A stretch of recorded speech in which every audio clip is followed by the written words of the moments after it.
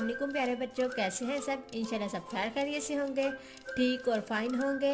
मैंने आप लोगों को वाहिद के जमा लिखना सिखाए थे, इंशाल्लाह बच्चों को आगे होंगे वाहिद के जमा। आज हमने वाहिद के जमा है, उनकी तस्वीरें पिक्चर्स दी गई हैं और वाहिद दिए गए और जमा दिए गए।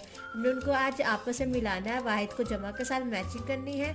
बहुत इंटरेस्टिंग काम है, इंशाल्लाह बच्चों को मज़ा आएगा। हम करना स्टार्ट करते हैं। बिस्मिल्लाहिर्रहमानिर्रहीम। सबसे पहले है तारा। तारा, तारे, तारे, तारा। ये देखो सिंगल तारा है या ज़्यादा सारे तारे हैं। वाहिद हो तो तारा, ज़्यादा हो तो तारे। तारा को तारे के साथ मैच। तारा, तारे। परिंदा, ज़्यादा परिंदे कहाँ हैं? परिंदा, ये परिंदे। पौधा, ये एक पौधा है, ये ज़्यादा पौधे हैं। पौधा, पौधे। पौधे का पौधे के साथ मैचिंग। अंडा, ये एक अंडा, ये ज़्यादा सारे अंडे। अंडा, अंडे। अंडा, अंडे के साथ मैच करेंगे। जूता, ये एक जूता है, जूते बहुत सारे।